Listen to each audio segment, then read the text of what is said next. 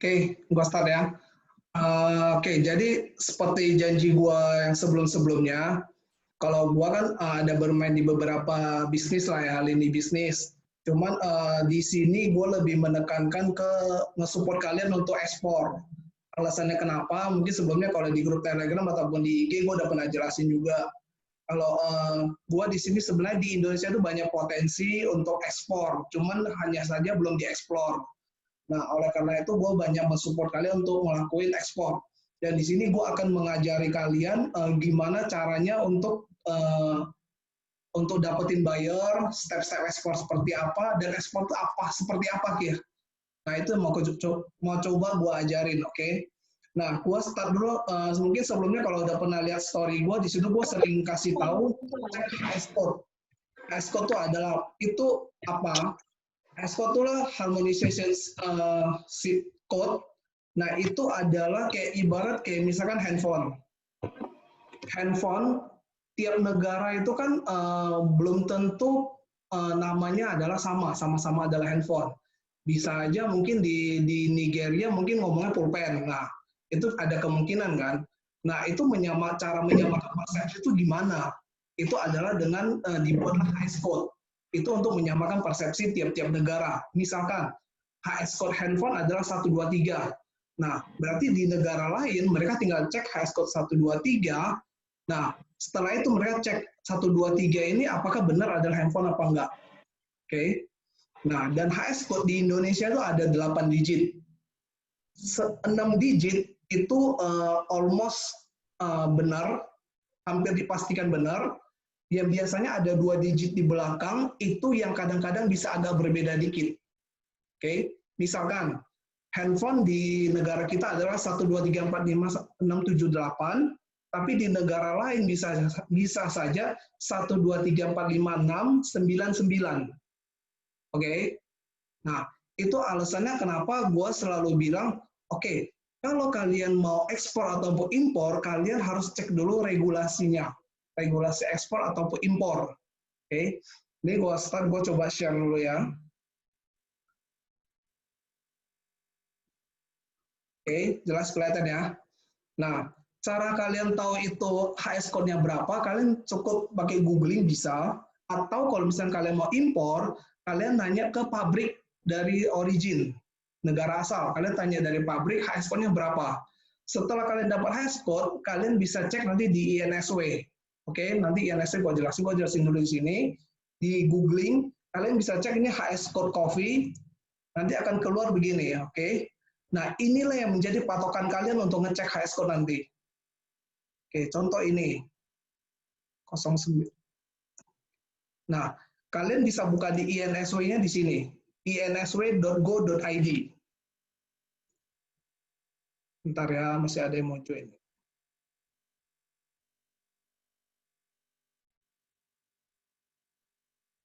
Oke, di sini kalian buka insw.go.id, kalian bisa buka di sini aplikasi LNSW. Kalian klik pilih. Oke, kalian bisa pilih di INTR. Di sini akan keluar namanya HS code, HS code information. Kalian bisa klik. Di sinilah kalian masukin HS code-nya. Contoh tadi yang copy ya. 09.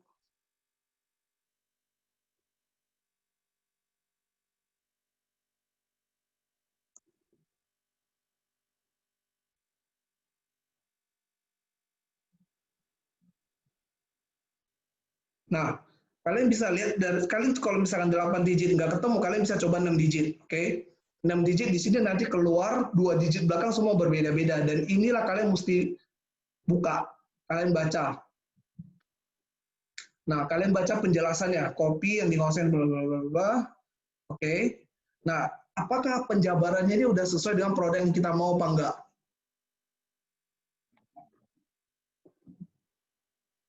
Oke, kalau misalkan sudah sesuai, berarti kalian tinggal cek. Ini adalah bagian ini adalah kalau misalkan impor, di situ dikenakan biaya masuk 20%, PPN 10%, dan PPh 7,5%.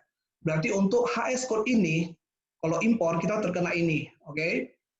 Dan kalau misalnya kalian pernah dengar dulu beberapa tahun yang lalu itu ada istilah kayak apa itu istilah pembebasan bea masuk. Oke, di situ kalau kalian Anda dengar itu ada namanya Form E kalau dari Cina ataupun COO Certificate of Origin. Kalau misalnya kita impor dari Cina dan kita provide COO atau Form E, bea masuk ini bisa berubah. Oke, bisa berubah itu kalau misalnya kita cek dari AFTA, AFTA adalah ini berarti bisa jadi 0%, mengikut pada peraturan 2017. Jadi bea masuk ini bisa hilang. Oke, nah next, ini adalah peraturan dengan setiap negara ini beda-beda semua. Nanti kalian bisa baca sendiri, tiap negara beda-beda. Cuman itu biasa disebut Certificate of Origin. Oke. Nah, kalau untuk ekspor, ini adalah, nah ini yang saya sebut, saya sering bilang lartas impor. Nah, ini adalah lartas. Lartas itu adalah larangan terbatas, yang mana kalau misalnya kita mau impor, berarti kita diwajibkan untuk memiliki izin ini. Izin KT2 atau KT9. Oke. Nah, nanti kalau misalkan ini mau rencana mau impor, tinggal dicek lagi. Coba di googling aja cara untuk proses KT2, KT9 itu seperti apa. Kalau untuk ekspor, di sini juga ada regulasi. Ada kena lartas juga, kita harus ada IT copy. Nah, ini yang sering saya sebut juga di grup Telegram gua. Nah, kalau memang kalian ada potensi mau ekspor kopi, nah itu kita coba cek izinnya dulu nih. Kita coba cek izinnya, kira-kira izinnya itu bisa di-apply apa enggak? Oke, kalau memang bisa di-apply, kita next step-nya adalah kita mencoba untuk mencari buyer. Oke. Nah, kenapa kita harus make sure dulu izin kita? Karena kita di sini mengikut aturan lah ya. Kita nggak mau yang ilegal kita nggak. Kita semua ikutin aturan. Nah, oleh karena itu daripada kita cari buyer dan ternyata nanti kita kepentok di administrasi nggak bisa ngurus perizinan, mendingan kita make sure dulu perizinannya. Dan kalau misalnya kalian nggak ada pengalaman di sini, nggak masalah, kalian bisa nanti discuss sama gua, nggak masalah, gua bisa ngajarin. Oke, dari sini kurang udah jelas ya untuk HS Code ya. Oke, nah next yang mau gua ajarin adalah cara mencari buyer. Oke, nah cara mencari buyer itu ada beberapa cara, dan terus terang gue juga baru 1 minggu ini gue coba research gimana cara mencari buyernya. Dan itu cukup simpel. Di sini kalian bisa lewat googling, kalian coba googling aja misalkan coffee Dubai, this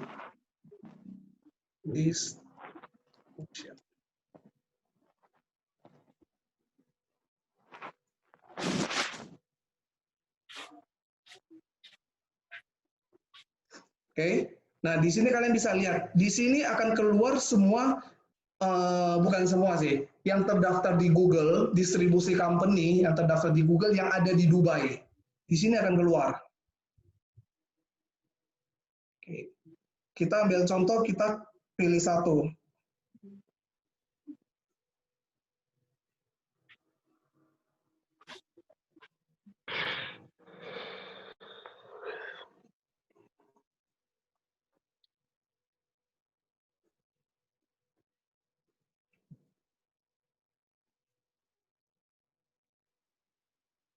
Oke, di sini kalian coba buka websitenya.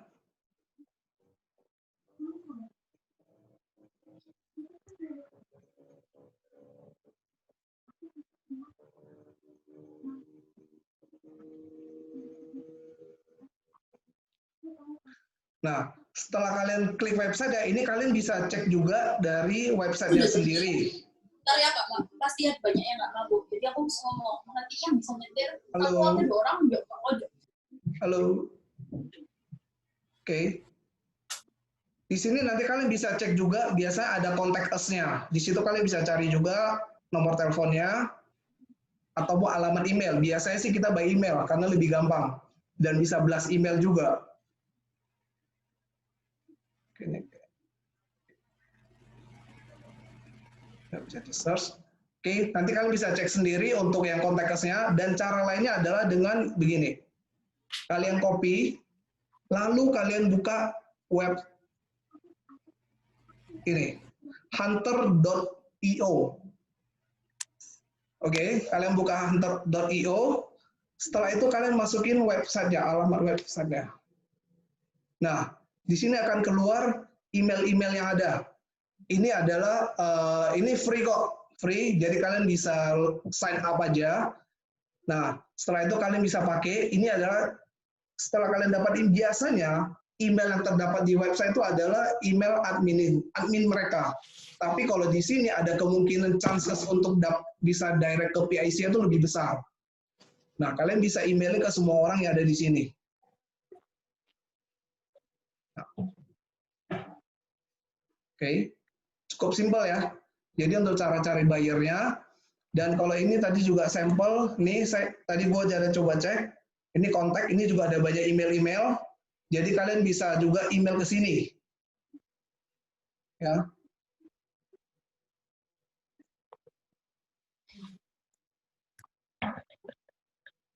Oke. Dan di sini kalau kebetulan kemarin gua ada concern cari komoditi kopi dan juga lada putih, gua search ketemulah ini International Paper Community. Di sini juga ada banyak PT-PT yang join di organisasi itu. Kalian juga bisa googling di sini semua nama-nama PT-nya, seperti biasa semua by googling aja. Jadi nggak repot-repot. Nah, setelah itu kalian hanya cukup kasih penawaran. Penawaran itu hanya berupa by email. Nah, by email itu nanti yang kalian akan dapat feedback. Gue kasih contoh email yang gue kirim.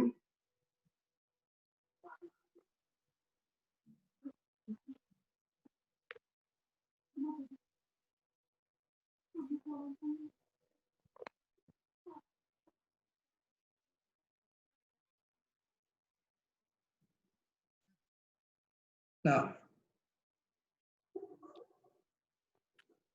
ini adalah contoh email yang gue kirim ke customer. So far lumayan, feedbacknya lumayan. Udah ada beberapa yang reply dan udah gue update juga di grup tele.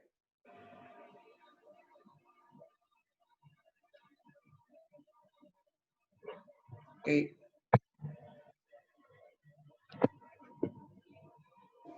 Cukup simpel kan? Kira-kira ada yang merasa masih bingung? Mungkin kita bisa tanya jawab bentar ya, soalnya paling 10 menit.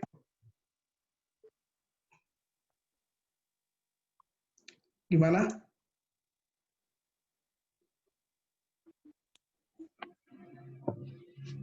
Ini pada bingung atau udah ngerti semua nih?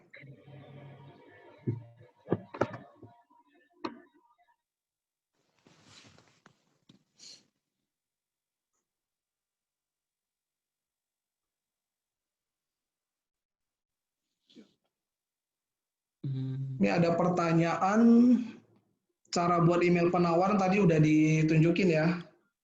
Oke. Gimana? Kalau nggak ada yang nanya, berarti gua nggak semua udah ngerti ya.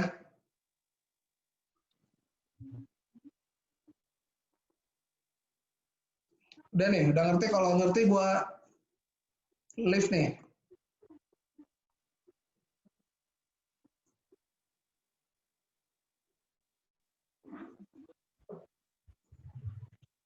Ada yang mau nanya nggak? Di sini ada yang ini kasih udah pernah ekspor atau impor belum? Ini pertanyaan. Aku mau tanya yang pembayaran Titi, cara ngasih tahu sebelum dikirim bayar dulu gimana? Oh, nah oke. Trik lain juga untuk bagi yang mau ekspor, itu yang perlu kalian perhatikan itu, ini adalah kita transaksi antar negara. Jadi kita harus make sure kalau kita ini adalah perusahaan benar dan juga bonafide. Nah, salah satunya gimana adalah kita harus bikin website sebenarnya. Dengan cara mereka melihat website kita, itu berarti menunjukkan kalau kita adalah perusahaan yang benar dan kita ada ada menunjukkan kalau kita itu profesional. Nah, itu cuman pada awal kenapa gue bilang nggak perlu website dulu, karena itu awal pasti terlalu ribet dan ada cost lagi untuk kalian. Nah, cuma it's okay. Gue pribadi, gue juga sekarang lagi bikin website gue untuk trading ini, untuk ngebantu kalian. Jadi kalau misalnya kedepannya kalian butuh ada buyer, misalkan buyer merasa kayak kurang percaya sama lu orang, tinggal lu orang pakai ini website gue, nggak masalah. Itu gue lagi bikin juga.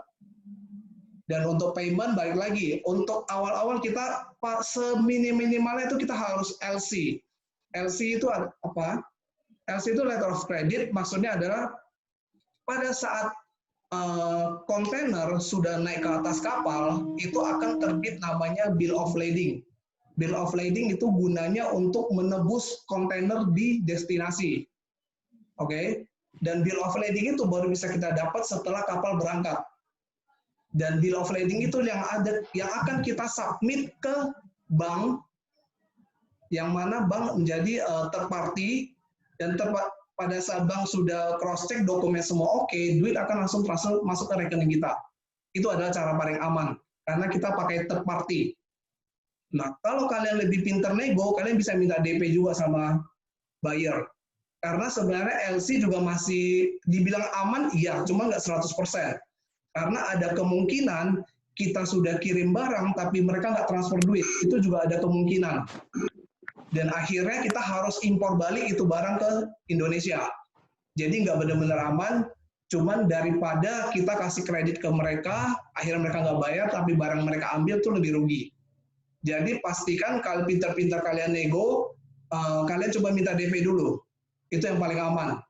Ya, 20-30%, itu yang paling aman.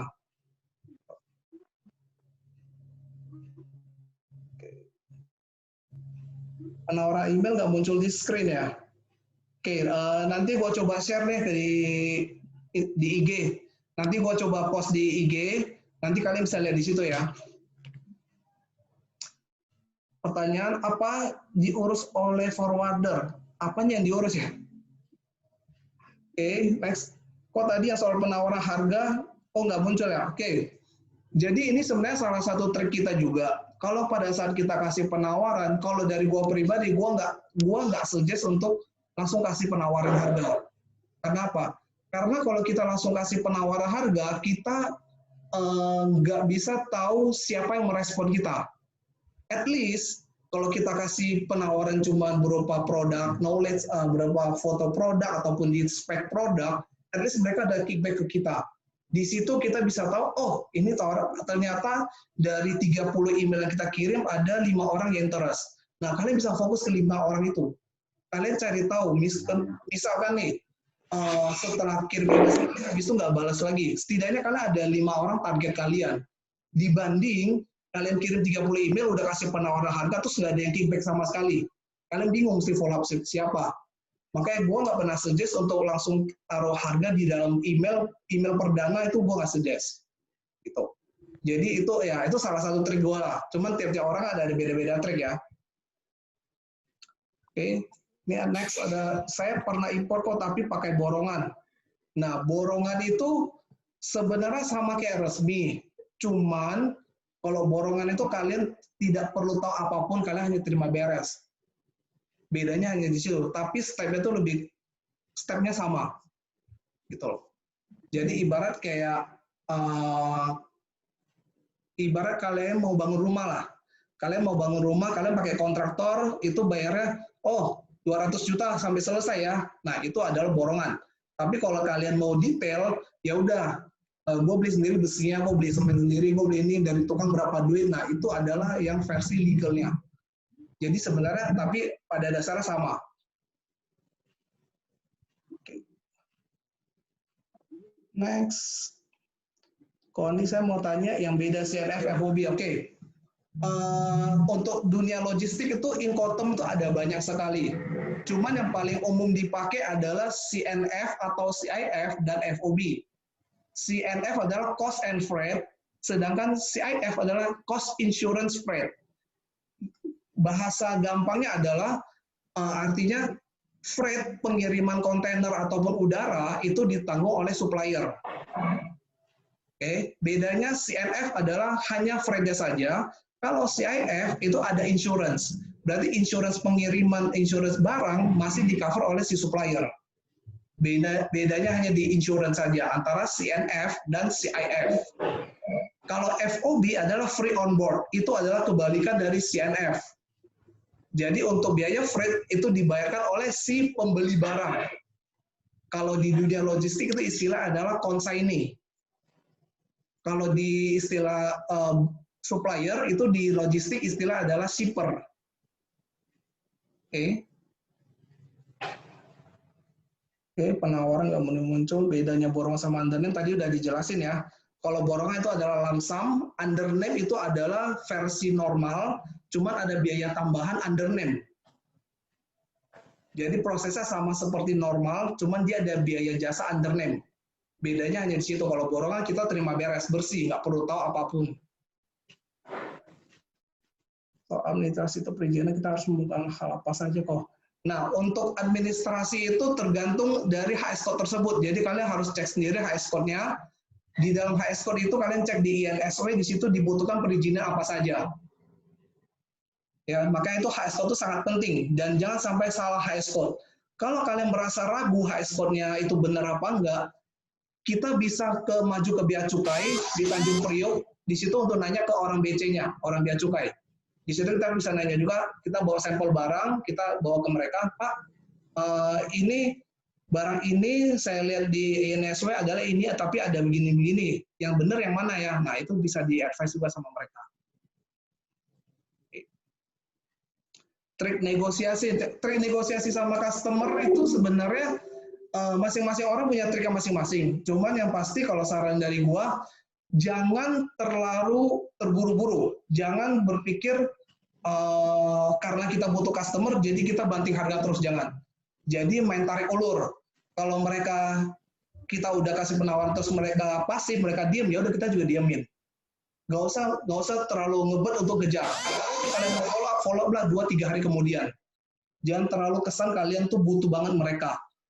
Karena di sini take and give. Kalau memang mereka butuh barang, mereka akan ngejar kita juga kok. Jadi nggak usah terlalu diburu-buruin. Oke. Kalau barang ada apa-apa di tengah jalan, gimana kok siapa tahu? Ini tergantung ya, maksudnya di tengah jalannya itu di mana? Apakah di dalam masih dalam kapal atau tracking? Kalau kapal itu masih tanggungan dari si liner pelayaran. Tetapi namanya orang kalau ada kejadian ibarat kayak asuransi lah ya. Kita pas masuk asuransi, asuransi mengcover A, B, C, D, E, F, G. Tapi at the end begitu ada kejadian, alasannya bejibun. Makanya make sure kalian ada insurance sendiri untuk barangnya. Itu paling aman. Oke. Next, kalau buyer minta company profile gimana ya kok? Nah, company profile nanti gua coba buatin ya. Jadi makanya kalau misalkan kalian udah yakin nih, kalian ada produknya udah yakin yang bisa dijual, kalian coba info gua, nanti gua bikinin company profile lah. Jadi gua masukin item tersebut, jenis barang tersebut di dalam website gua. Jadi kalau misalkan kalian butuh apa, kalian boleh pakai company profile gua juga. Tapi otomatis pasnya dengan seizin gua ya. Karena gua nggak mungkin sembarang, karena itu kan ini juga kan melibatkan nama baik perusahaan juga. Jadi semua harus dengan seizin gua. Jadi kasih resiko bila kita dapat bayar perorangan, apakah sama dengan perusahaan? Udah pasti beda. Perorangan itu susah dipegang. Makanya paling enak itu bisnis dengan perusahaan. Perusahaan at least mereka masih ada tanggung jawab. Walaupun kalau memang di luar negeri itu susah dikejar. Tapi at least masih mending dibanding perorangan. Perorangan hilang tuh gampang banget. Trik negosiasi sama supplier. Nah, kalau supplier ini gue nggak mau komen apa-apa karena gue di sini sebenarnya pengen banget ngebantu petani-petani kita. Jadi gue nggak mau rekomen apa-apa lah. Kalian pikirin sendiri lah gimana caranya nego sama supplier. Oke. Kok apakah cara ekspor ikan sama dengan proses ikan hasil pertanian? Maksudnya ekspor ikan sama dengan balik lagi kalau mengenai ekspor ikan atau produk apapun kalian harus cek HS code-nya. Oke, dari HS code cek perizinan, setelah itu kalau misalkan barang-barang yang agak sensitif, kalian coba cek aja cara handlingnya seperti apa. Misalkan ada beberapa produk itu dia mau agak sensitif, jadi dia perlu ekstra kayak di cover lagi bagian atasnya biar nggak terlalu panas. Itu juga ada. Atau misalkan barang yang gampang pecah, itu handling barang harus dipaletin lagi, palet kayu atau palet plastik, palet karton, itu ada handlingnya masing-masing. Makanya kalian kalau bagi yang mau ekspor atau terutama ekspor ya, kalau impor kan dari pabrik, terutama ekspor, kalian benar-benar harus tahu ini barang sensitif apa enggak dan bagaimana cara handlingnya. Cuman itu bukan big issue ya. Kalau memang kalian sudah ada itu nanti gue bisa bantu cari tahu gimana cara handlingnya, itu no issue. Okay. Next, sejauh ini lebih banyak pakai FOB atau CF, beda-beda sih. Cuman kebanyakan negonya adalah di origin. Origin negara asal, berarti kalau ekspor adalah CIF. Karena CIF itu lebih murah dibanding FOB. Oke. Oke, kalau misal dibalik, apakah bisa customer di luar negeri butuh apa, kemudian kita carikan barang SDA dan bisa banget. Bisa banget. Nah, itu yang lagi gua coba bangun ke kalian juga. Makanya awal-awal itu ada gua mau mastiin ke orang, awal-awal kalian nggak usah terlalu expect margin terlalu gede. Oke, jadi anggap aja kalian selama kalian masih ada margin, kalian jalanin aja. Karena itu bisa jadi pembelajaran kalian. Misalkan nih, kalian ada dapat satu buyer nih, jualan kopi, margin tuh tipis banget, nggak apa-apa kalian jalanin. Cuman kan nggak ada yang menyangka kalau besok-besok kalau dia minta kelapa dan kalian bisa jualan kelapa yang margin lebih gede, kan nggak menutup kemungkinan. Jadi balik lagi kalian mau bisnis apapun, awal-awal tuh jangan terlalu marut, pengen profit gede, jangan. Yang penting kalian ada profit aja, bisa nutup cost operasional, ya udah kalian jalanin. Nanti pelan-pelan pasti ada jalannya kok. Oke, next. Aku udah hubungi beberapa petani di daerah, kok jadi mereka nyediain dikit-dikit kayak 25 kilo gitu, gimana kok? Biasa diminta 1 ton. Nah, inilah kendalanya kenapa pemain-pemain agriculture, pertanian, perkebunan itu agak susah masuk ke bawah-bawah dari itu. Karena itu petani banyak kan itu volume adalah kecil-kecil. Makanya itulah kenapa adanya tengkulak. Tengkulak adalah untuk ngumpulin dari kecil-kecil itu lama-lama jadi banyak ataupun koperasi. Itu tujuan mereka. Dan kalau nanya gua gimana solusinya, ya harus perbanyak link network dari petani-petani tersebut gitu. Karena itu sudah umum kok terjadi di mana-mana. Di Seto sampai saat ini lebih banyak dapat logistik barang apa kok untuk ekspor barang?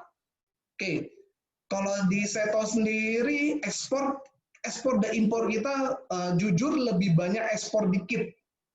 Oke, tapi untuk ekspor kita banyakkan juga ada besi, ada furniture, ada chemical, ada food and beverage, ada tekstil, terus ada apa lagi ya? Kayu juga ada, terus plastik juga ada, banyak item lah. Karena kita di sini adalah perusahaan jasa. Selama izin mereka lengkap, apapun kita bisa jalani. Gitu.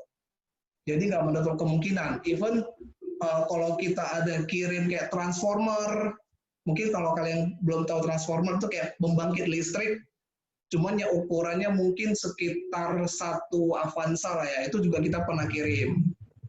Even sampai kirim helikopter kita juga ada, proyek-proyek pemerintah kita juga ada gitu. Ya. Oke, udah semua ya. Nggak ada lagi ya, udah jam 8.30. Ini terakhir ya. Oke. Oke, ada 2 lagi nih terakhir ya. Kok aku udah dapat beberapa produsen briket arang, tapi mereka belum pernah produksi spek sesuai yang diberikan. Mungkin ada saran. Terus terang gue juga belum ada pengalaman di briket arang. Kalau mau kita belajar bareng, gue nggak masalah. Tinggal message di IG gue aja, nanti kita belajar bareng. Dan itu selama mau ada niat, pasti ada jalan kok. Itu gampang. Belajar produk itu nggak susah sebenarnya. Yang susah itu untuk kumpulin niatnya aja. Ya. Oke, sip semua. Thank you ya.